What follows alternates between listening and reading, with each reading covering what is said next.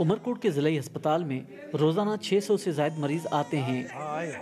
इनका मुआयना करने के लिए सिर्फ 6 डॉक्टर मौजूद हैं।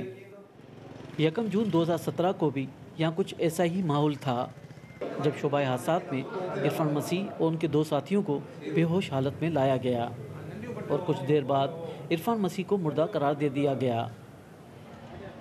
जाम कुंभार समेत 3 डॉक्टरों पर इल्ज़ाम है कि उन्होंने मरीजों को हाथ लगाने से पहले उन्हें नहलाने का कहा और इस दौरान इरफान की मौत वाक़ई हो गई।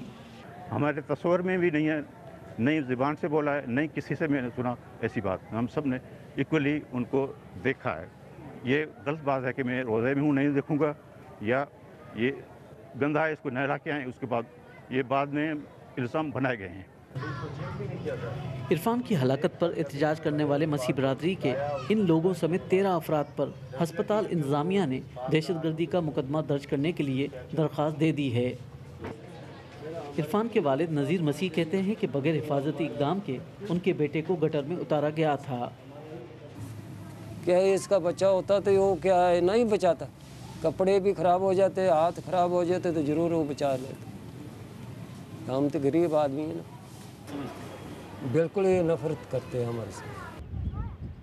बड़े सगीर में मजहबी रिवायदारी के अहम सतून शहंशाह अकबर की जाए पैदाइश के इस शहर में क्या ये एक इत्तफाकी वाक़या था या ये एक सोच की अक्कासी कर रहा है? तरक्की पसंद सोच के हामी लोगों का कहना है कि इससे पहले भी इस शहर में अदम बर्दाश्त के वाक़यात पेश आ चुके हैं।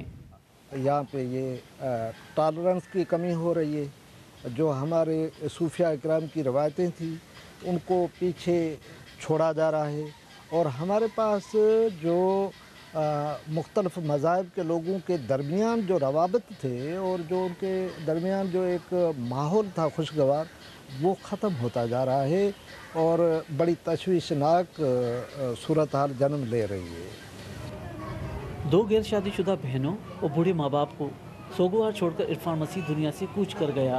हुकूमत ने 10 लाख रुपए मुआवजे और मुलाजमत का ऐलान किया है, लेकिन इन्हें इंसाफ भी चाहिए। रियाज सोहेल, BBC न्यूज़, उमरकोट।